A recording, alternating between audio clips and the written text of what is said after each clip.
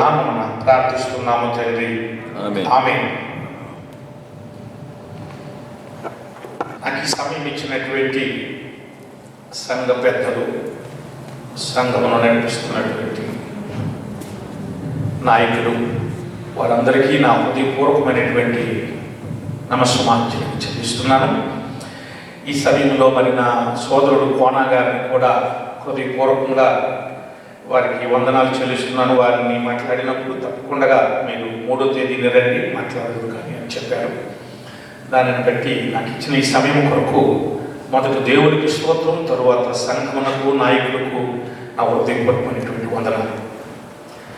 ఈ దినము ధ్యానం కొరకు నేను 2 సమూయేలు గ్రంథంలో నుంచి మీకు ఒక భాగం పంపించాను. బహుశా మీరు ఇప్పటికే చదివి ఉంటారు. సమూయేలు 2వ గ్రంథం నుంచి 19వ అధ్యాయం 31 నుంచి 39వ వచనం వరకు నేను మీకు ఇచ్చాను. ఇది సమూయేలు 2వ గ్రంథంలో ఒక ప్రత్యేకమైన వ్యక్తిని గురించి లిఖించడం జరిగింది.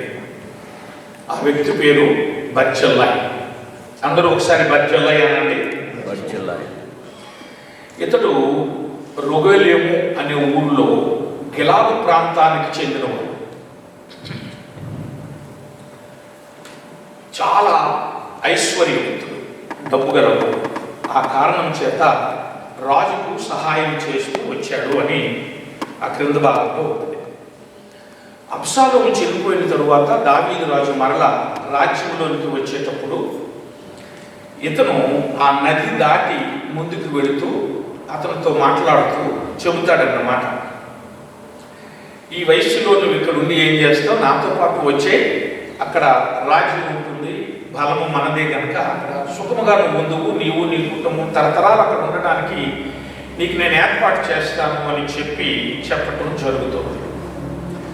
దానిని బర్జిల్లయి చాలా సునిశ్చితముగా తిరస్కరించి అక్కడి నుంచి ఆయన దగ్గర నుంచి బ్లెస్సింగ్స్ తీసుకొని వెళ్ళిపోతాడు. కానీ ఒక అభ్యర్థన చేశాడు.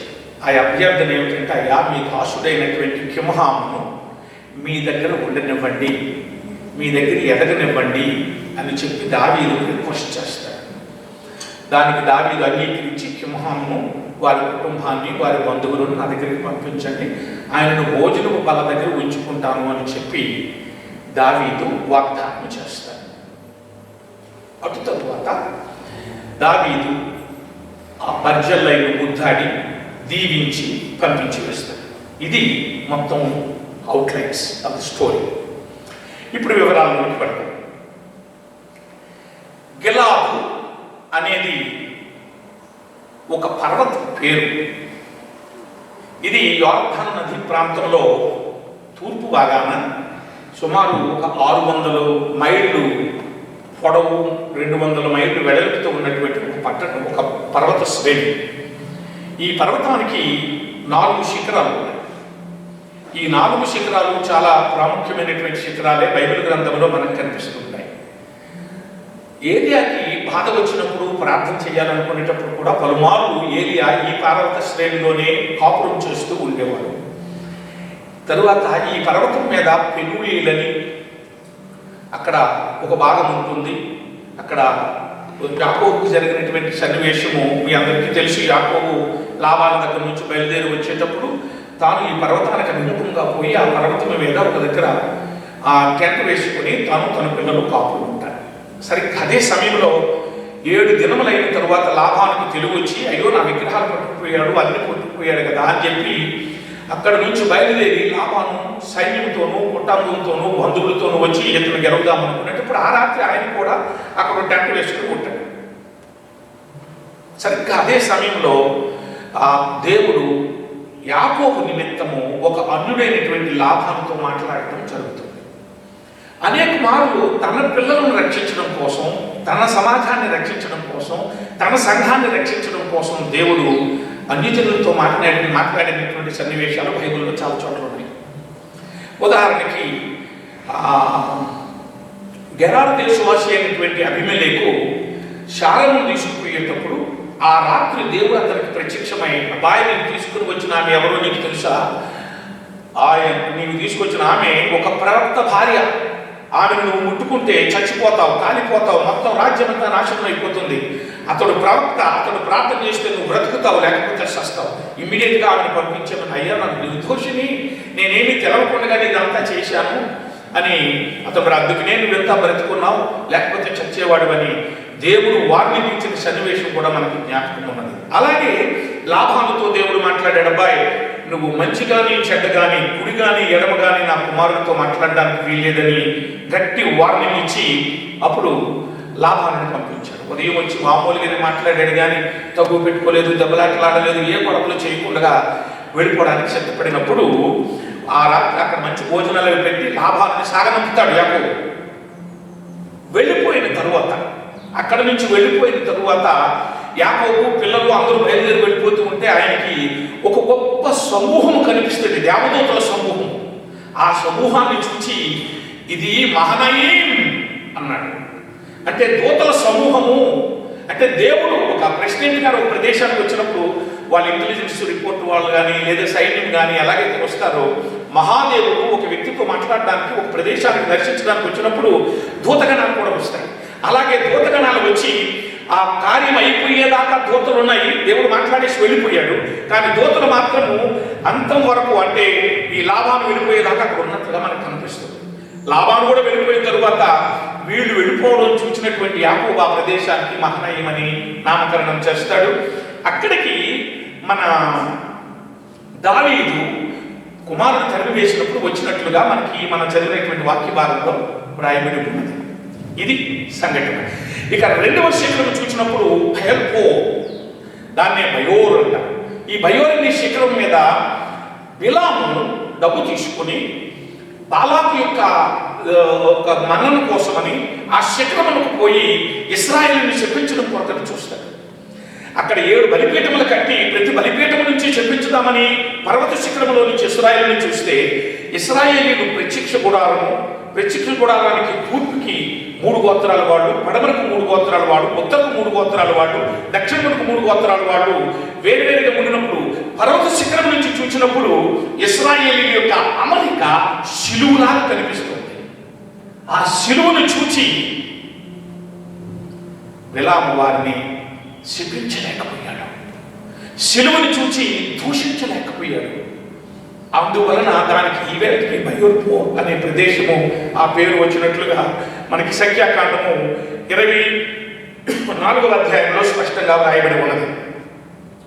ఇక 3వ శిఖరము నెబో, అంటే మోషే చివరికి మోషేని పిలిచినప్పుడు అబ్బాయిని వెళ్ళరా అని పెరుగా ప్రదేశంలోకి తీసుకెళ్ళినప్పుడు ఇక్కడ నీకు చాలదని నెబో శిఖరానికి తీసుకొని పోయి ఆ నెబో శిఖరం మీద నీవు ఇక్కడ నుంచి కనాను ప్రదేశం అంతా చూచేసాయి అని, కనాను దేశం అంతా అదిగో అది యెరూషలేము, ఇది బెత్లెహేము, ఇది ఫలానా ప్రదేశాలని చెప్పి అన్ని వివరణ చేసిన తర్వాత అక్కడ నుంచి నీవు ఇక్కడికి పరలోకం వచ్చాయని చెప్పి అక్కడ చనిపోయాడు, అక్కడ సమాధి చేయబడ్డాడు.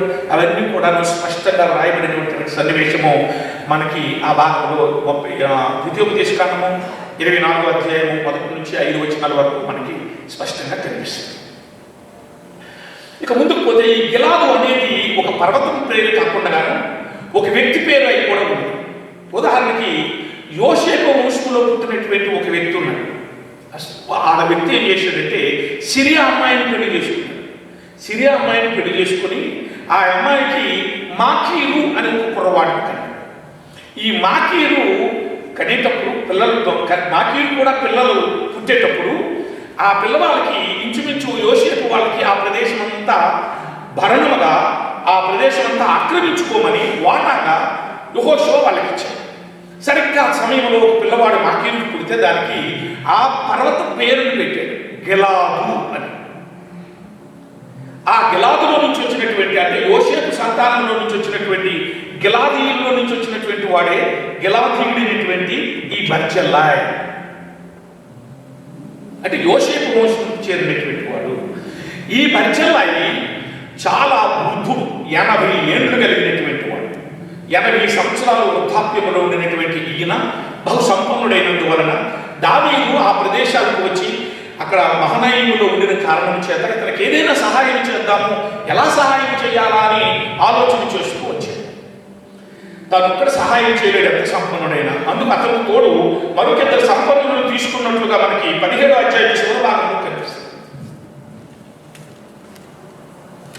మరో ఇద్దరు సంపన్నులను పిలిచి, దావీదు మహాచక్రవర్తి ఉండవలసిన వాడు, కుమారుడు వలన ఏదో కారణం చేత ఇక్కడికి వచ్చేసాడు కనుక అతనికి మనం సహాయం చేద్దామని చెప్పి వీళ్ళందరూ పోయి వాళ్ళకి చాలా ఐటమ్స్, 14 రకములైన ఐటమ్స్ను అక్కడ ఇచ్చినట్లుగా మనకు కనిపిస్తుంది. చివరికి అన్ని పేలాలు, కాయధాన్యాలు, గింజలు, మరి వండుకోవడానికి ఆర్నమెంట్స్, తర్వాత పడుకోవడానికి పరుపులు అవన్నీ తీసుకొని వచ్చి, ఇవి కాక నాకు ఇష్టమైన ఒక జున్ను కూడా తీసుకుని వచ్చినట్లుగా కనపడుతుంది.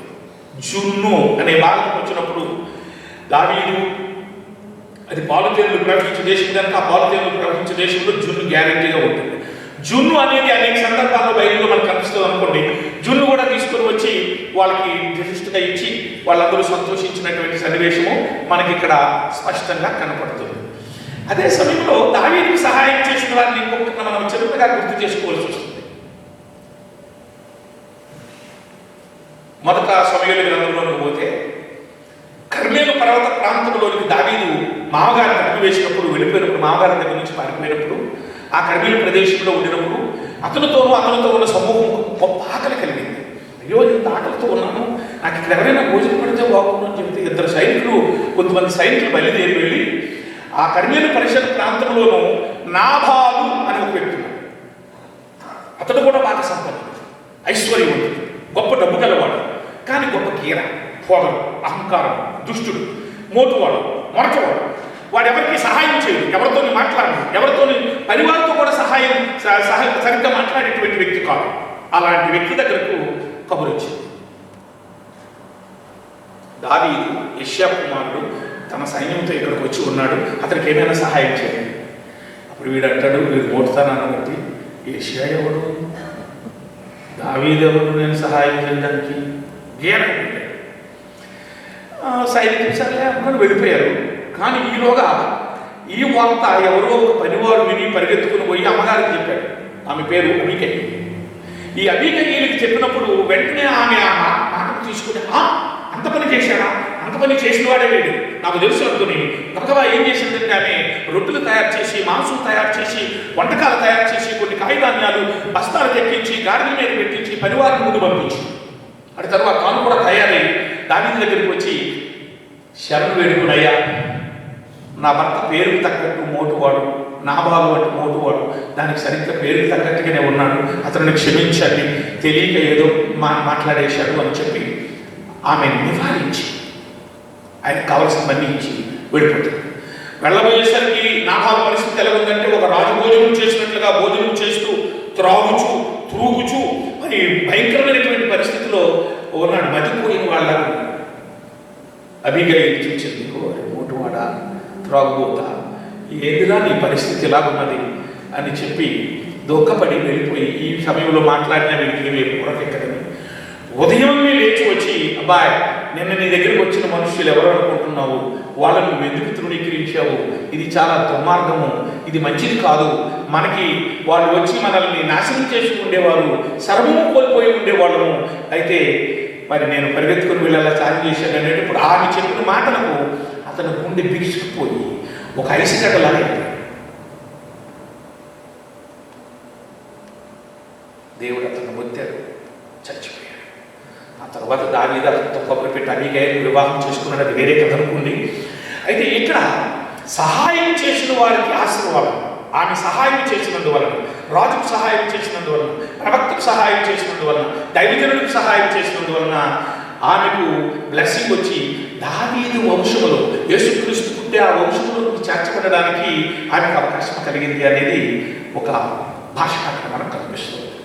ఇక రెండవ భాగంలోకి వచ్చినప్పుడు ఈ బర్జల్లాయ్ రాజుకు సహాయం చేసినందుకు అబ్షాలోము చనిపోతాడు, రాజ్యంలో జయం వచ్చేస్తుంది. వెళ్ళిపోయేటప్పుడు వీళ్ళిద్దరూ కలిసి నది దాటి అవతలకు వచ్చారు అనే పదం ఒకటి మనకు కనిపిస్తుంది. నది దాటి అవతలకు వచ్చిన వాడు, నది దాటిన వాడు. ఇశ్రాయేలీయులు ఐగుప్తు దేశంలో నుంచి వచ్చి మొట్టమొదట ఆ నదిని, ఈ యోర్దాను నదిని దాటడానికి యాజకుడు మందసాన్ని మోచి నీళ్లు నీలా తాకగానే వెంటనే ఆ నీళ్లు ఆదాముపురం వరకు కూడాను గడ్డకట్టుకుపోయి బాటి ఏర్పరిచినప్పుడు ఇశ్రాయేలు యోర్దాను నదిని దాటారు అని యెహోషువ గ్రంథంలో రాయబడింది. అటు తరువాత వాళ్ళు వాగ్దానం చేయబడినటువంటి అబ్రహాము దగ్గర నుంచి వాగ్దానమైనటువంటి ఆ భూమిని కనాను ల్యాండ్ను వాళ్ళు ఆక్రమించుకున్నారు. దాని యొక్క ఫలములు భుజించారు, అనుభవించారు. సుమారు 1000 ఏళ్ళు దాన్ని సుఖముగా అనుభవించినట్లుగా బైబిల్ గ్రంథం మనకు చెబుతుంది. రెండవది ఏలియా తన దుప్పటి తీసుకుని వెళ్ళి ఆ దుప్పటితో యోర్దాను నదిని కొట్టినప్పుడు యోర్దాను నది పాయలవుతుంది. తాను తన శిష్యుడైన ఎలీషా బయటకు వస్తారు. ఆ యోర్దాను ఇలా దాటగానే ఏలియాకు అగ్ని రథములు, అగ్ని గుర్రములు వచ్చి అక్కడ నిలుస్తాయి. అతని ప్రయాణానికి యోర్దాను నది దాటినటువంటి వాళ్ళు, ఈ యొక్క ఆ శోధనలు దాటినటువంటి వాళ్ళు, కష్టాలు దాటినటువంటి వాళ్ళు, మనకు ఇవ్వబడినటువంటి ఇవన్నీ దాటుకొని పోయినటువంటి వారికి ఆ యొక్క రథముల మీద మనం వెళ్ళటానికి అవకాశం ఉంటుంది. అప్పుడు ఏలియా అగ్ని రథాలు, అగ్ని గుర్రాలను వెళ్ళిపోయినప్పుడు ఎలీషాను అడుగుతాడు, అబ్బాయి ఇంతవరకు నన్ను వెంబడించావు కదా, నీకేం కావాలో కోరుకు ఇచ్చేస్తాను. 2 ఆత్మను అని కోరాడు. అది సాధ్యం కాదు, కానీ నువ్వు ప్రార్థించు, నేను పైకి వెళ్ళిపోయేటప్పుడు ఒక దుప్పటి వస్తుంది, ఆ దుప్పటి వచ్చినట్లయితే నీకు అది వస్తుంది అని చెప్పాడు. అప్పుడు ఏలియా ఆ రథం వెళ్ళిపోతాడు. మనం కూడా పరిశుద్ధమైన మనకు కూడా యేసు ప్రభు వారు ఏ మేఘరథం మీద అయితే ఆకాశంలోనికి వెళ్ళిపోయాడో అదే మేఘరథాలు ప్రభువు 2వ రాకడ మన దగ్గరికి వస్తాయి. ప్రతి వ్యక్తిని తాకుతాయి, ప్రతి వ్యక్తిని ముడతాయి. మన ఏలియా అగ్నిరథముల మీద వెళ్ళినట్లుగా మనము మేఘరథముల మీద వెళ్తాం. ఓ పాట ఉంది, అరుదించునుగా మేఘరథములు పరమండలపు పయనము చేయ, అరుదించునుగా మేఘరథములు పరమండలపు పయనము చేయ, వరుడకు క్రీస్తుని సరసన చేరి, వరుడకు క్రీస్తుని సరసన చేరి పరవశించి ప్రణమిల్లేదవు తూర్పు దిక్కున నేని రాజు. Thank you brother. I not going to sing songs. నేను వాక్యం చెప్పడానికి ఏదైనా పాట కాదు. I not singer true. సరే, బర్చబా నది దాటి అవతలకు వచ్చినప్పుడు ఆశీర్వాదం. ఈ ఎలీషా కూడా మరలా నది దగ్గరికి వచ్చి ఆ నదిని కొట్టి ఏలియా దేవుడు ఎక్కడున్నాడు అని చెప్పినప్పుడు ఆ నది మరలా పాయలేదు. ఏలియా బయటకు వచ్చి గురువు గారు చేసిన 7 అద్భుతాల కంటే మరో 7 ఎక్కువ, మరో 7 ఎక్కువ. 14 అని నేను చదివిన వరకు 21 అద్భుతాలు ఎలీషా చేసినట్లుగా రికార్డు చెబుతోంది. అద్భుతమైనటువంటి అద్భుతాలు తాను చేసి తరువాత మృతి చెందిన సన్నివేశాలు ఉన్నాయి. నది దాటితే ఆశీర్వాదం, నది దాటితే దీవెన, నది దాటితే క్షేమము, నది దాటితే ఐశ్వర్యము, నది దాటితేనే అభివృద్ధి. ఆ నది దాటడం అనేది చాలా ముఖ్యం. శ్రమ, శోధన, కష్టం, వెనుకలు, ఇబ్బందులు, సంసారం అనే ఈ సాగరాలు ఇవన్నీ దాటిపోయి మనం వెళ్ళినప్పుడు ఆశీర్వాదాలు కలుగుతాయి అనేది ఇక్కడ కనిపిస్తుంది. ఇంతకీ అభిషై ఎంత శ్రద్ధాభక్తులు తీసుకొని దావీదుకి ఎందుకు సహాయం చేశాడా అని నేను కొంచెం ఆలోచించాను. ఏమైనా ఈయనకి బంధుత్వం ఉందా, చుట్టరకం ఏమైనా ఉన్నదా, లేకపోతే ఎందుకు ఎంత శ్రద్ధాభక్తులతో సహాయం చేసి ఉంటాడా అని ఆలోచిస్తే ఎస్, బంధుత్వం కనిపిస్తుంది. గొలియోత వచ్చి ఇశ్రాయేలీయులు ఎదురుస్తున్నప్పుడు ఇశ్రాయేలీయులు వారి ముందు నిలవలేక పారిపోతూ ఉండినప్పుడు ఇంకొక దిక్కు లేక సౌలు ఒక రివార్డు ప్రకటన చేశాడు. ఎవరైతే ఈ గొలియోతను చదువుతారో వారికి నా కుమార్తె, నాకు గారాల పట్టి అయినటువంటి కుమార్తె ఒకటి ఉంది, ఆమె పేరు మెరుబా, ఆమెకి నేను తప్పకుండా ఆమెనిచ్చి వివాహం చేస్తాను. దావీదు అదే సమయంలో అన్నదమ్ములను చూడడం కొరకు తండ్రి పంపిస్తూ వచ్చాడు. ఇతరులు చంపితే రివార్డు ఏమన్నారు, కూతురు ఇస్తాడని సౌలు చెప్పాడని చెప్పారు. వెంటనే మిగతా కథంతా మీకు తెలుసు. ఒక ఒడిసితో ఆ రాక్షసుని చంపుతారు. ఆ తలను తీసుకుని వెళ్ళి సౌలు దగ్గర పెట్టి వివరం.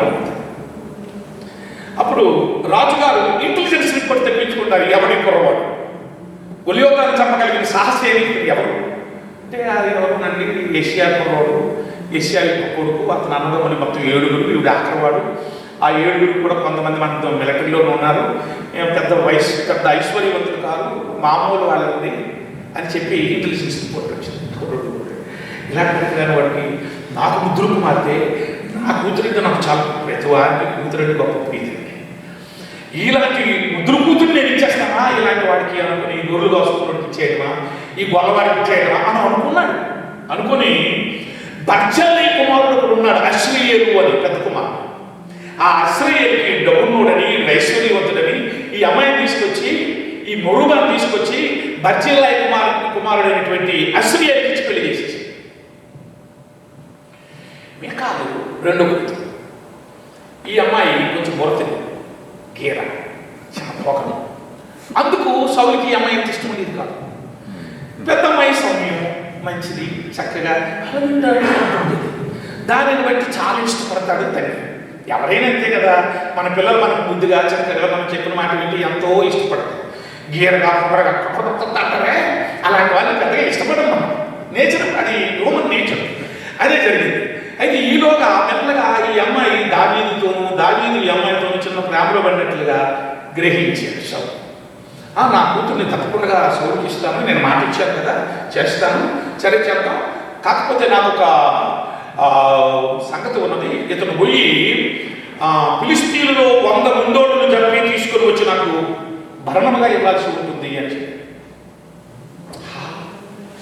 అదే పెద్ద విషయము, నేను తీసుకొస్తానని చెప్పి పోయి సౌలు 100 అడిగితే దావీదు 200 ముందోళ్ళను తీసుకొని వచ్చి సౌలు దగ్గర ఇది టైం ఇచ్చిన దాని ప్రకారంగానే తీసుకొని వచ్చి పెట్టాడు.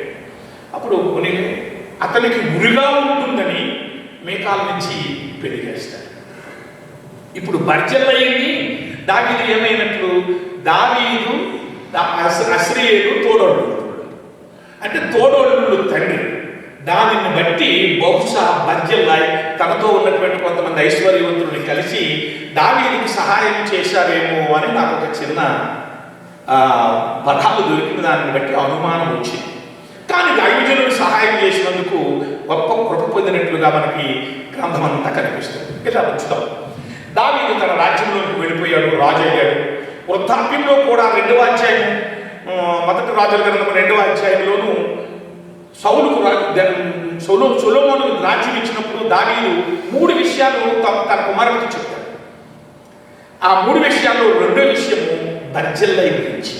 బర్జల్లై కుటుంబాన్ని ఎప్పుడు భోజనం బల్ల దగ్గర ఉంచాలి నాయన, వాళ్ళు ఎప్పుడు మన బల్ల దగ్గరే ఉండాలి, ఇంకెక్కడికి వెళ్ళడానికి కుదరదు, ఇక్కడే రాత్రి పగళ్ళు వాళ్ళు ఇక్కడే సుఖముగా ఉండాలి. నేను మీ అన్నయ్య దగ్గర నుంచి వెళ్ళిపోయినప్పుడు వాళ్ళు నాకు ఎంతో ఆశ్రయం ఇచ్చారు, అలాంటి వాళ్ళని విడిచిపెట్టకు సుమి అని కొడుకుకి ఆనపెట్టి చెబుతాడు. అంత గౌరవం, అంత మర్యాద దావీదుకి బర్జల్లై పట్ల ఉండింది. అయితే దావీదు రాజ్యంలోకి వచ్చిన తరువాత ఓ విచిత్రమైన సంఘటన జరిగింది. 2వసారి రాజు అయినప్పుడు మొదటి సంవత్సరం కరువు వచ్చింది, 2వ సంవత్సరం కరువు వచ్చింది, 3వ సంవత్సరం కూడా కరువు వచ్చింది. ఈ కరువు ఎక్కడి నుంచి వచ్చింది, ఎందుకు వచ్చింది, ఇశ్రాయేలీయులకు కరువు ఏమిటి, మన దేశంలో కరువు ఏమిటి, వాగ్దాన భూమిలో కరువు ఏమిటి, కనానులో కరువు ఏమిటి అని ఆశ్చర్యపోయాడు దావీదు. ప్రార్థన చేశాడు, దేవా ఎందుకయ్యా ఈ కరువు మాకు పంపించావు, నేనేమైనా దోషం చేశానా, ప్రజలేమైనా దోషం చేశారా, దేనిని బట్టి ఈ కీడు మాకు సంభవిస్తుంది అని ప్రార్థన చేశాడు. ఒకటి గుర్తుపెట్టుకోండి, క్రైస్తవులమైన మనకి మన కుటుంబం మీద కానీ మన మన మన మన మీద కానీ శోధన, జబ్బు, కష్టము, బాధలు, తుఫాను, వేదనలు వచ్చినప్పుడు ఎప్పుడు ఎందును బట్టి ఈ కీడు మనకి సంభవించింది అనుకోవాలి. ఓడలో ఉండినప్పుడు కూడా వాళ్ళందరూ మొదటి అధ్యాయం 6వ వచనంలో ఏమంటారంటే, దేనిని బట్టి ఈ కీడు మనకు సంభవించినది అని వాళ్ళు సీట్లు వేస్తారు. యోనా మీదకి వచ్చినప్పుడు ఇతని మీదే పడింది అని చెప్పి వాళ్ళు అతను లేపి తీసుకొచ్చి చెప్తారు అనుకున్నది వేరే. దేనిని బట్టి ఈ కీడు మనకు సంభవించింది. దట్స్ వాట్ క్రైస్తవులు నేర్చుకోవాల్సిన అంశం. దేనిని బట్టి మనకి ఈ కీడు సంభవిస్తుంది, దావీదు చేసి దేనిని బట్టి మనకి ఈ కీడు వస్తుంది, దేనిని బట్టి మనకి సమస్య వస్తుంది అని ప్రార్థన చేసినప్పుడు దేవుడు చెప్పాడు, అబ్బాయి నీకు పిల్లనిచ్చిన మామగారు అయినటువంటి సౌలు ఒక భయంకరమైన పని చేశాడు. సౌలు చాలా భయంకరమైన పనులు చేశాడు అనుకోండి. అమాలేకీయులు సంహరించరా అంటే ఏఫోదు ధరించుకున్న 85 మంది ప్రవక్తలను చంపేశాడు. అలాంటివి చాలా పనులు చేశాడు.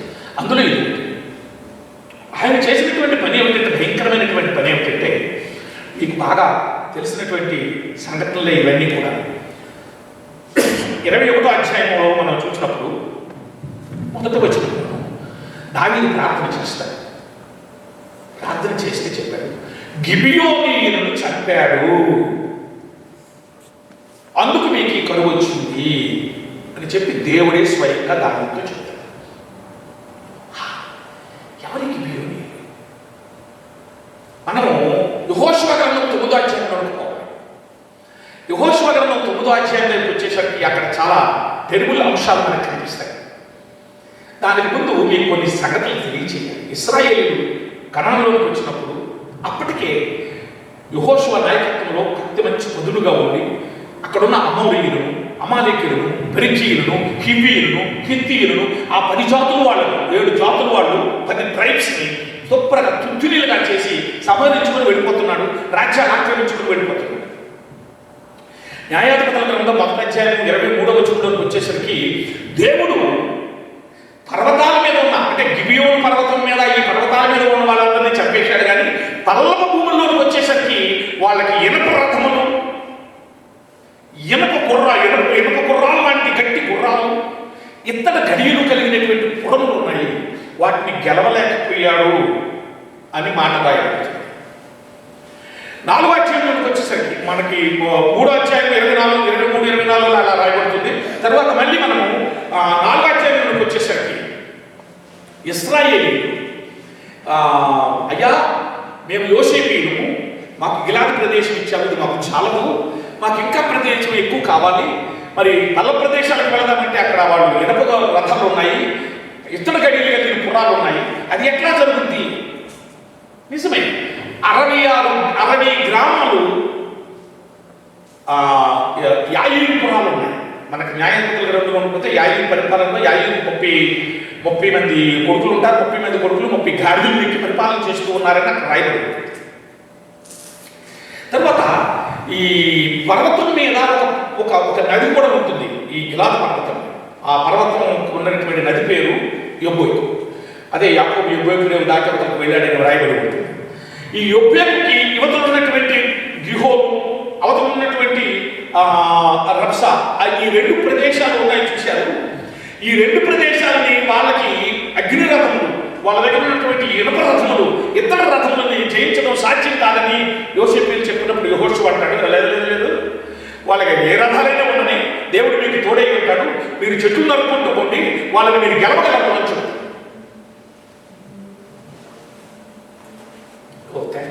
ఓపెన్ చేస్తాను. Thanks lot. గెలవగలరు, మీరు వెళ్ళండి అని చెప్తారు. అప్పుడు పోయి వీళ్ళు ఆ ప్రదేశాలన్నింటినీ గెలిచేసి, కొట్టేసి, సంహరించేసి వాళ్ళు గెలిచినట్లుగా బైబిల్ గ్రంథంలో మనకి కనిపిస్తుంది.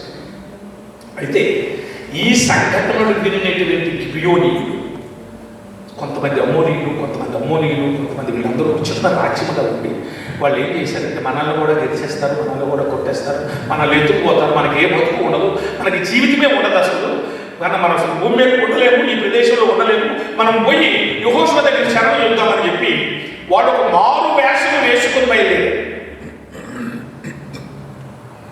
బైబిల్ గ్రంథంలో మారు వేషం వేసుకోవడం 3 మంది ఉన్నారు. యెరోబోము భార్య వేషం వేసుకుని అహ్యా ప్రవక్త దగ్గరకు వచ్చింది. అహ్యా ప్రవక్తకి దృష్టి లేనందువలన ఆ మోసం చేద్దామని ఉంటుంది. ఆయన అక్కడ రాబోయేసరికి దేవుడు చెప్పేశాడు. అహ్యా అన్నాడు, యెరోబోము భార్య మారు వేషం వేసుకుని ఎందుకు వచ్చావుతా, నువ్వు వెళ్ళబోయేసరికి నీ కొడుకు చచ్చిపోతాడు, ఆ ఒక్క కొడుకు మాత్రమే సమాధానంకి వస్తాడు, మిగతా వాళ్ళు ఎవ్వరు కూడా రారని కఠినమైన మాటలు చెప్పాడు.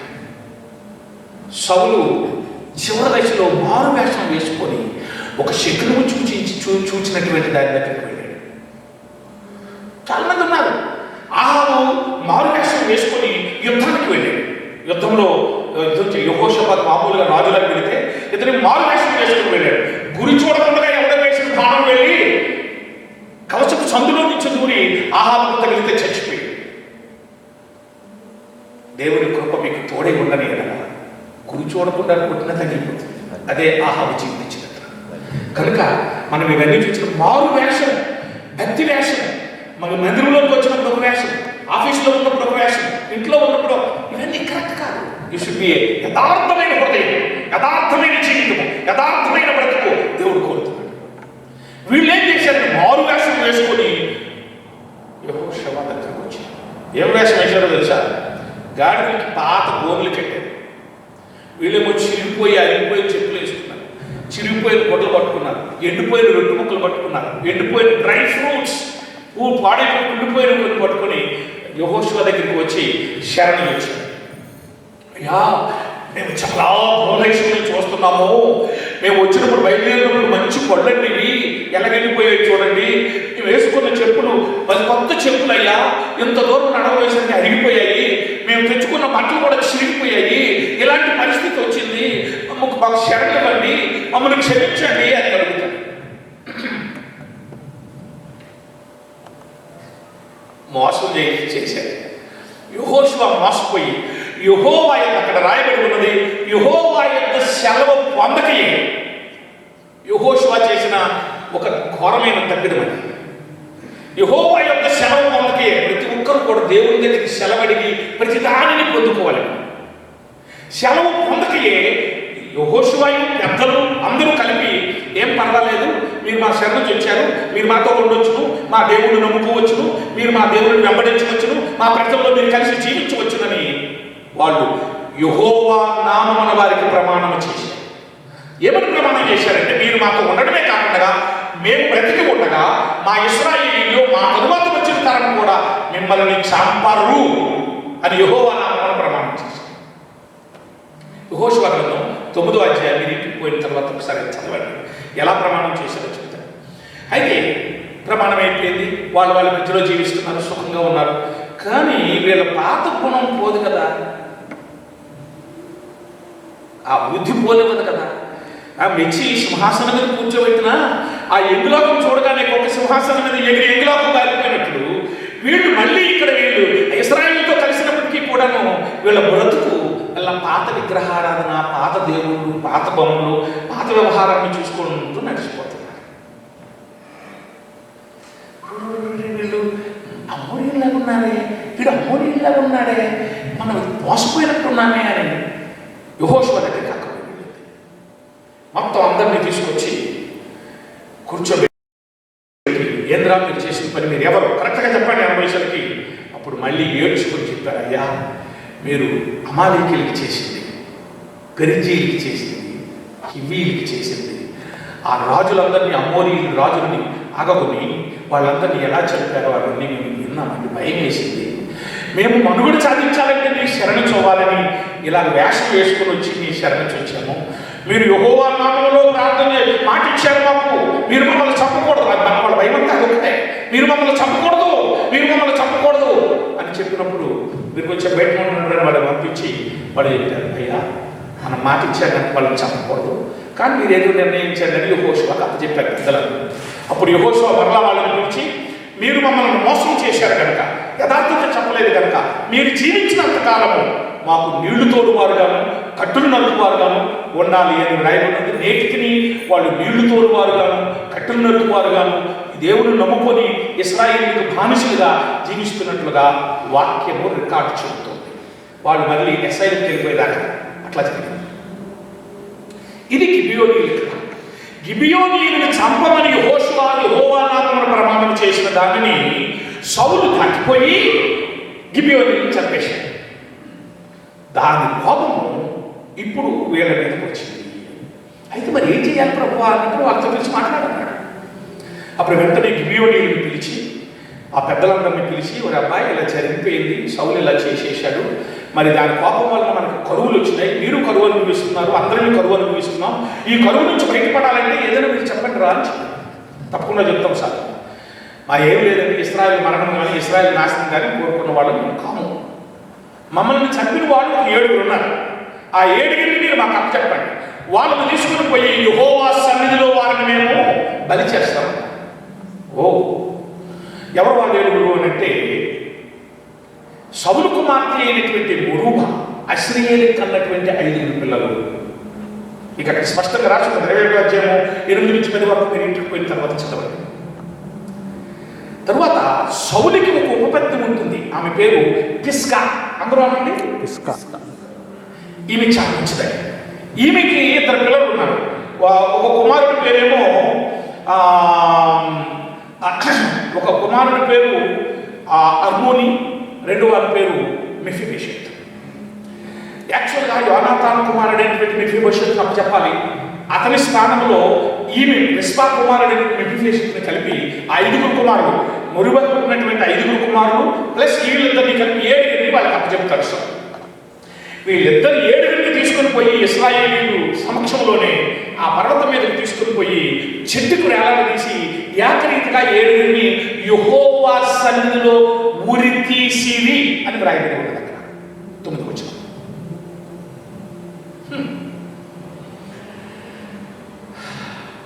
నేను బుజుంబురా బురుండిలో ఉండినప్పుడు అక్కడ ఒక రెబల్ గ్రూప్ ఉండింది. ఆ రెబల్ గ్రూప్కి పేరు ఏమిటంటే హల్లెలూయా క్రైస్తవుల గ్రూప్గా ఉన్నారు. ఎంతకీ వాళ్ళు చేసిన దురాగతం ఏంటంటే బురుండిలోను రవాండాలోను ఒక విధమైనటువంటి జనస్ట్రైక్ జరిగింది చాలా సంవత్సరాల క్రితం. అందులో హుటూసు అని 2 జాతులు వాళ్ళు ఉంటారు. ఈ హుటూసు పొడుగ్గా ఎత్తుగా ఉంటారు, పొట్టిగా లావుగా పొట్టలతో ఉండేటువంటి వాళ్ళు హుటూసు. వీళ్ళు పోయి ఒక అర్ధరాత్రి మీద వాళ్ళని ఒక 20 లక్షల మందిని చంపేశారు. 2 మిలియన్ పీపుల్. దాంతో వీళ్ళ కోపం వచ్చి వీళ్ళు చంపడానికి ప్రయత్నం చేస్తూనే ఉన్నారు బలహీనమైనటువంటి వీళ్ళు. అందులో నుంచి బలమైనటువంటి వాళ్ళు కొందరు కలిపి ఒక గ్రూప్ అని హల్లెలూయా గ్రూప్ అని పెట్టుకున్నారు. వీళ్ళు ఏం చేస్తారంటే రాత్రి మీదలో మంచి జనసమూహం ఉన్న ప్రదేశాల్లో వ్యాన్ల మీద వచ్చి దిగి మిషన్ గన్నులు తీసుకొని హల్లెలూయా అని కాల్చేస్తారు. చెప్పడం హల్లెలూయానే, కాల్చడం మాత్రం మనుషులు. వీళ్ళ దగ్గరికి గవర్నమెంట్తో మేము మాట్లాడినప్పుడు మొత్తం మీద సంధి చేయడానికి నేను వెళ్ళాను. వాళ్ళతో మాట్లాడుతూ ఉంటే వాళ్ళు నాకు ఇచ్చిన రెఫరెన్స్ ఇది. అయ్యగారు మీరేంటి వాళ్ళని చంపొద్దంటారు, ఇదిగోండి ఇక్కడ చూడండి గిబియోనీలు వెళ్ళి చెట్టుకి వేలాడ తీశారు సౌలు పిల్లల్ని, వాళ్ళని అలాగే చంపాలా అంటారు. తప్పురా నాయన, ఇదే జిహాదు, ఇదే ఐసిస్ వాళ్ళు చేస్తున్న పని, మనం అలాంటి పనులు చేయకూడదురా అని చెప్పి వాళ్ళని సముదాయించి క్రొత్త నిబంధనలో చంపడం అనేది లేదు నాయన. పాత నిబంధన స్పిరిట్ వేరు, క్రొత్త నిబంధనకు వచ్చేసరికి వేరే సంఘటనలు ఉన్నాయి అని చెప్పి వాళ్ళని నివారించి వాళ్ళని బోధించి వాళ్ళని గవర్నమెంట్లో కలపడం అనేది జరిగింది. అక్కడ శాంతి సమాధానాల తరువాత ఏర్పడినాయి. ఒకసారి దేవుని స్తోత్రం. దానిని బట్టి అదే సంఘటన ఇక్కడ జరిగింది. ఇక్కడ జరిగిన ఇంకొక అద్భుతమైనటువంటి సంఘటన, చెట్లకు వేలాడుతూ ఉన్నారు 7. ఈ పిస్కా, ఈ అమ్మాయి, అయ్యో నా కొడుకులు ఇలా అయిపోయారని చెప్పి ఇంకెవరు లేరు సౌలు కుటుంబంలో వాళ్ళని దర్శించడానికి కానీ, వాళ్ళని చెట్ల మీద నుంచి తెచ్చడానికి కానీ, తీసుకుని వెళ్ళి సమాధి చేయడానికి కానీ, ఉత్తరక్రియలు చేయడానికి కానీ ఎవరు లేరు. ఈ ముక్కలైన దేవుడు ఈమె పోయి ఈ శవాల మీద పక్షులు పోవాలనుకుండగాను, పక్కన వాళ్ళ జంతువులు వెళ్ళి తినేయకుండగాను ఆమె గోను పట్టు కట్టుకొని గోను పట్టు పరుచుకొని కర్ర తీసుకుందో కత్తి తీసుకుందో తెలవదు, కానీ షీ వాస్ రన్నింగ్ అరౌండ్. ఆ చెట్టు చుట్టూ తిరుగుతూ ఆమె ఉంది. అక్కడ ఏమని రాసిందంటే కోతకాలం మొదలుకొని మళ్ళీ వర్షాకాలం వచ్చేదాకా అలా శవాలకు కళేబరములతో ఆమె చూస్తూ ఉండగానే శవాలయ్యారు, మాంసం అంతా ఊరిపడిపోయింది, అవన్నీ కూడా కళేబరాలు అయిపోయి అలాగా వేలాడుతూ ఉండడం చూచి రోజు ఏడ్చుకుంటా ఆ కాపలా కాస్తుంది. చూడండి, కోతకాలం నుంచి వేసవికాలం అంటే ఇంచుమించు 6 మాసాలు 3 మాసాలు 5 మాసాలు ఇశ్రాయేలు పరిస్థితులు బట్టి ఉంటుంది. ఇన్ని నెలలు ఆమె కాపలా కాసుకుంటూ పిల్లల కోసం ఉంది. తల్లి ప్రేమ అక్కడ మనకు కనిపిస్తుంది. తల్లి ప్రేమ పిల్లల కోసం, సంఘం కోసం, సంఘంలో ఉన్న విశ్వాసుల కోసం, పాస్టర్ లేదంటే ప్రార్థించే వాళ్ళు తల్లి ప్రేమ కలిగిన వాళ్ళే.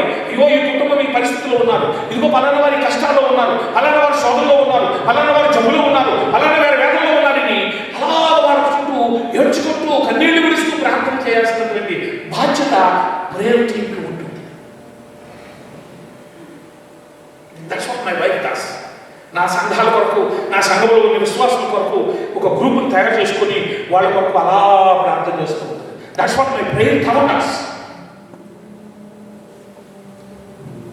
రెస్పాన్సిబిలిటీ. రెస్పాన్సిబిలిటీ అంటే ప్రేయర్. కష్టాల్లో ఉన్న వాళ్ళ కొరకు, వేలాడుతున్న వాళ్ళ కోసం, బాధల్లో ఉన్న వాళ్ళ కొరకు ప్రేయర్ చేయడం చాలా విషయం. ఇది దావీదుకు వెళుతుంది వార్త. రిస్పా కొడుకుల కోసం ఇలా ఏడ్చుకుంటూ కాస్తుంది. దావీదు వెంటనే ఏం చేశాడంటే, సరే భటులను పంపించి ఆ 7 శవాలను తెచ్చి తీసుకొని వచ్చి, అటు తరువాత అప్పుడు సౌలు కుమారుడు యోనాతాను కూడా ఫిలిష్తీయులకి ఆ దాగోను ఊరి దగ్గర వేలాన్ని తీర్చిబడి ఉంటే ఆ యొక్క కళేబరాలని ఈ కళేబరాలని మొత్తం 9 కళేబరాలను తీసుకొని వచ్చి అక్కడ రాయబడి ఉంది స్పష్టంగా. ఆ సౌలు సమాధి అయినటువంటి శాలలో ఉన్నటువంటి కీసు సమాధి దగ్గరికి 7 తీసుకుని వెళ్ళి అక్కడ సమాధి చేసేసాడు. 7 మొత్తం 9 మందిని సమాధి చేసి అక్కడ దావీదు ప్రార్థన చేస్తే అక్కడ ఏమని రాయబడి ఉన్నదంటే 14వ వచనంలో, దేశము కొరకు చేయబడిన విజ్ఞాపనము దేవుడు అంగీకరించెను. మన విజ్ఞాపన దేవుడు ఎప్పుడు అంగీకరిస్తాడో తెలుసునండి. శవాలను పాతి పెట్టాలా? ఏ శవాలు? పాపాలను పాతి పెట్టాలా? ఏ పాపాలు? మనకి 9 రకాల పాపాలు ఉన్నాయి. ఇక్కడ 9 శవాలు, 9 కళేబరాలు, 9 స్కెల్టన్స్ని సౌలు పాతి పెట్టాడు. మనకు కూడా ఇక్కడ మనం గుర్తుపెట్టుకోండి, 9 రకములైన పాపాలు మనలో ఉన్నాయి. సైతాను వలన కలిగే పాపాలు 3, లోకం వలన కలిగే పాపాలు 3, మన శరీరం వలన కలిగే పాపాలు 3.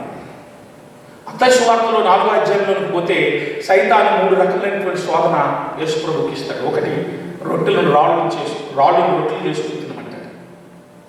తన శక్తిని దుర్వినియోగం చేయమంటాడు. మీకున్న ప్రభావం, మీకున్న వాక్శక్తి, మీకున్న క్రిస్టియానిటీ, మీకున్న పరిశుద్ధాత్మ, మీకున్న అభిషేకము వాడు చేయమంటాడు. గుర్తుపెట్టుకోండి, సైతాను వల్ల వచ్చే శోధన అది. 2వది, మీరు నాకు శోధించమంటాడు. ఆ మీద పెట్టి పడిపో, నిన్ను కాపాడతాడు.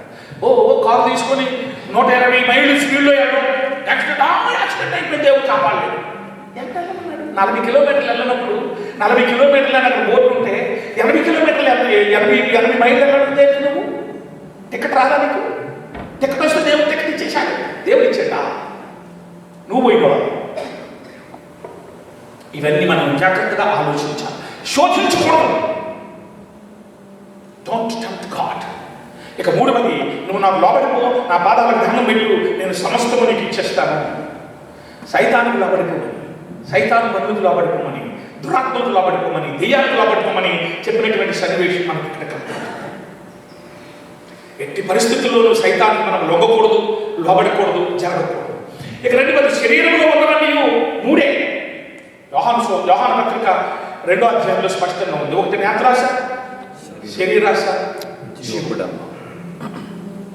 ఈ కన్ను ఎలాంటిదంటే మనకు షుగర్ ఉన్న లాడును చూడబోయేసరికి నోరు ఊరిపోతుంది, జిలాబీని చూడబోయేసరికి నోరంతా. శరీరం అలాంటిది. ఈ కన్ను ఏంటంటే కావాల్సింది, ఆ చూడబోయేసరికి జిలాబీ లాడువే కాదు, మన కళ్ళు చాలా చూస్తాయి. చూసినవన్నీ కావాలంటే నీ కన్ను, చూసిన ప్రతిదీ కావాలంటే నీ కన్ను అలాంటిది. నాకు చిన్న కొడుకు ఒకడు ఉండేవాడు. వాడు చిన్నప్పుడు మార్కెట్కి తీసుకెళ్తే కనబడి పనికిరాని కూడా కొనిసుకోండి. ఊరే ఎందుకు రాదంటే, మీకు తెలియదు కానీ నాకు తెలియలేదు, నీకు తెలిసిందేదిరా, ఇంటి నిండా పనికిరాని వస్తువులే. వాడు కనబడినంత అంతే, కంటికి కనబడినంతా కొంతమందికి కావాలి. అది చాలా దురాగతం, దుర్మార్గం, దుష్టత్వం. అలాగే శరీరం కూడా, శరీరాశ. దీని బోల్డ్ ఆశలు ఉన్నాయి, బోల్డ్ ఆశలు. ఈ ఆశలన్నింటినీ మనం నెరవేరిస్తే పరలోకం దాకా కాదు కదా, కనీసం ఆ పిలుపు దగ్గరికి కూడా మనం పోలేము. జీవపడ్డంభం, సంఘంలో పోస్ట్స్, లోకంలో పోస్ట్స్, ఎమ్మెల్యేల కొరకు, మినిస్టర్ల కొరకు, మనం రాజకీయ నాయకులు కొట్టుకు చేస్తున్నారు.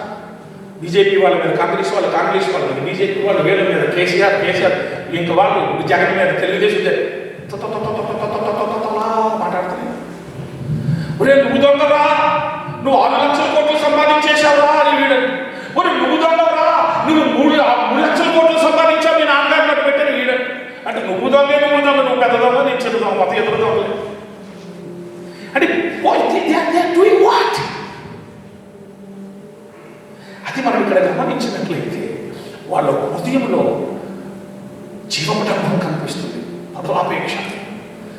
ఇక లోకంలో కనిపించింది ఆదాముకి అవ్వకి పెట్టినటువంటి ఒక ఆజ్ఞ, ఆ చెట్టు దగ్గరికి వెళ్ళొద్దు, అందులో చూడొద్దు, అక్కడ పోకండి, అందులో చాలా జిగ్జిగులు ఉంటాయి, బగబగలు, అక్కడికి వెళ్ళకండి. లోకం అలా కనబడుతుంది. నైట్లప్పుడు రేప్ పార్టీలు, లేదంటే ఇక్కడ ఏవో లేకపోయిన జిగ్జిగ్ మన చూపోవడం అక్కడికి పోయి 3వ అధ్యాయం 3వ వచనం అంటుంది, ఆ వృక్షము చూపుకు అందమైనదట, తినడానికి రుచిగలదట, వివేకమునిచ్చి రమ్యమైనదంట లోకం ఈ మూడింటిని. కనుక ఈ 9 పాపాలు మనలో లేకుండా సమాధి చేసినప్పుడు when you pray, God will listen to your prayer. అది గుర్తుపెట్టుకో. The last and final. మర్చల్లా ఏదో వైరాగ్యం మాట్లాడాడు అనుకోండి, నేను 8 సంవత్సరాలు ఉండండి, ఇప్పుడు నా నాలుగు చెరుగుతుందా, నా చెవులు వాయిద్యాలు వింటుందా, నేను ఇప్పుడు ఏం బ్రతుకుతానండి, అయిపోయింది, కాలం అంతా అయిపోయింది, ఇప్పుడు నేను ఏం చేయగలను sir, just leave it sir అన్న వ్యాధాంతంలో వచ్చేసాడు. 80 ఏళ్ళు కదా అలాగే మాట్లాడి ఏమంటాడంటే అక్కడ నా కుమారుడైనటువంటి కింహాం మీ దగ్గరికి ఇస్తాను, సాయం చేయండి సార్. కింహాము తన కుమారుడిని బర్జిల్లై దావీదు రాజుకు చెప్తాడు. దావీదు కూడా యాక్సెప్ట్ చేస్తాడు. ఇక్కడ ఒక చిన్న సన్నివేశం మనం తీసుకుంటాం. దావీదు దేవుని స్థానంలో ఉన్నాడు, సాదృశ్యం. బర్జిల్లై యేసుక్రీస్తుకి సాదృశ్యం, కింహాము సంఘములకు సాదృశ్యం. బర్జిల్లై దేవుణ్ణి అడుగుతున్నాడు, నా కుమారుడును నీ బల్ల దగ్గర ఉంచుకో, రాజభోజనం పెట్టు. అప్పటిదాకా కొండవాళ్ళు వేరు. బర్జిల్లై అంటే గిలాదీయుడు కదా, కొండ ప్రదేశంలో రుగోలేము ప్రాంతంలో ఉండేటటువంటి ఒక కొండవాడిని, ఓ కోయివాడి లాంటి వాడిని, ఎందుకు పనికిరాని వాడిని రాజుగారి బల్ల దగ్గరికి తీసుకుని వెళ్ళి. ఇందాక మనం పాటలు పాడుతూ మన బ్రదర్ ఎవరో ఒక ఆయన చెప్పారు, నిష్ప్రయోజకుడిని, యూస్లెస్ పర్సన్ని మమ్మల్ని నీ దగ్గరికి చేర్చుకున్నామని. Yes right. కింహాము అనేటువంటి వ్యక్తిని దేవుడు ఆ భోజనం బల్ల దగ్గరికి, రాజుల రాజు, ప్రభువులు ప్రభువు, దేవాది దేవుడు అనేటువంటి ఆ భోజనం బల్ల లార్డ్ సప్పర్ దగ్గరికి మనల్ని తీసుకొచ్చాడు. ఎలాంటి వాళ్ళు భుజించవలసిన భోజనం అది, ఎలాంటి వాళ్ళు భుజించాల్సినటువంటి ప్రభురాత్రి భోజనం అది, అలాంటి ప్రభురాత్రి భోజనం దగ్గరకు దేవుడు మనల్ని పిలిచి ఆ ఆధిక్యతను మనకి ఇచ్చాడు, ఆ కృపను మనకి ఇచ్చాడు. కనుక దాన్ని పోగొట్టుకోకుండా ఆ యొక్క దావీదు యొక్క కుమారుడైన సొలొమోను బల్ల దగ్గర ఈ కింహాము ఉండినట్లుగా యేసుక్రీస్తు వారి యొక్క బల్ల దగ్గర మనం నమ్మకముగా ఉండి ఆ యొక్క ఆశీర్వాదం పొందుకొని ఆ దీవుని పొందుకుందాం. కళ్ళు మూసుకొని చిన్న ప్రార్థన చేస్తాం. మహిమ కలిగిన తండ్రి, బర్జిల్లైను గూర్చి, అతను కుమారులను గూర్చి, వారి యొక్క సంతానమును గూర్చి, వారి వ్యవహారములను గూర్చి దినము మీరు మాకు బోధించారు. నిజమే, బర్జిల్లై 80 ఏళ్ళు అయినప్పటికీ సహాయం చేసే సంపన్నుడు, సహాయం చేసే మనసు కలిగిన వాడు. అట్టి మనస్సు తప్పక వారికి లేదు ఇచ్చినట్టు మీరందరికీ కూడా సహాయం చేసే మనస్సు, హెల్పింగ్ నేచర్. ప్రార్థించే పెదవుల కన్నా సహాయం చేసే చేతులు విన్నాను. మా సహోదరి మదర్ తెరెసా చెప్పినట్లు ప్రతి ఒక్కరూ కూడా అట్టి ఆలోచనలు కలిగిన వారే సహాయం చేసే బర్జిల్లైలా ఉండడానికి సహాయం చేయండి. రాజుగారి దగ్గరికి వెళ్ళినప్పుడు నా కుమారుడిని నీ సముఖంలో ఉండని నన్ను కోరినట్లు క్రీస్తు మీరు మమ్మను మీ తండ్రి అయినటువంటి ఆ బల్ల దగ్గరికి చేర్చారు. రాజులు మహోన్నతమైనటువంటి ప్రజలు చేర్చుకోవలసినటువంటి ఆ భోజనాన్ని మాకు ఇచ్చారు. నిజమే, అట్టి యోగ్యత రాజులకు రాజును, ప్రభులకు ప్రభుడైనటువంటి దేవాది దేవుడు అయిన నీవు ఇట్టి ఆధిక్యత మాకు ఇచ్చారు. ఆ బల్లను సమీపించినప్పుడు ఆ యొక్క శక్తి, ఆ ప్రభావం, ఆ మహిమ మేము నొందిన వారమే, జీవము నొందిన వారమే, కృపను పొందిన వారమే మీ కృపను నిలిచి ఉండనట్లుగా సహాయం చేయండి. మరి ముఖ్యంగా ప్రభువా, మేము చేసిన ప్రతి ప్రార్థన సఫలమయ్యేటట్లు మాలో ఉన్న ఆ 9 పాపములు, సైతాన్ నుంచి వచ్చే పాపములు, లోకం నుంచి వచ్చే పాపములు, శరీరం నుంచి మాలో నుంచి పుట్టే పాపములు అన్నిటినీ బలి చేసి ఆ స్కెల్టన్స్ అన్నింటినీ కూడా సమాధి చేసి మేము కూడా నిన్ను ప్రార్థించినప్పుడు మా ప్రార్థన మీరు విని ఆశీర్వాదములు మా మీద, మా కుటుంబం మీద ప్రకటన చేయండి.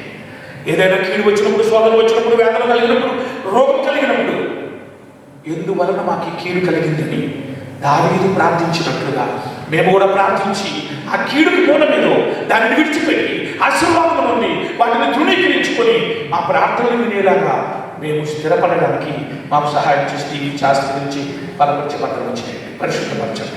యేసు నామమున ప్రార్థించి వేడుకొనుచున్నాము తండ్రి. ఆమేన్.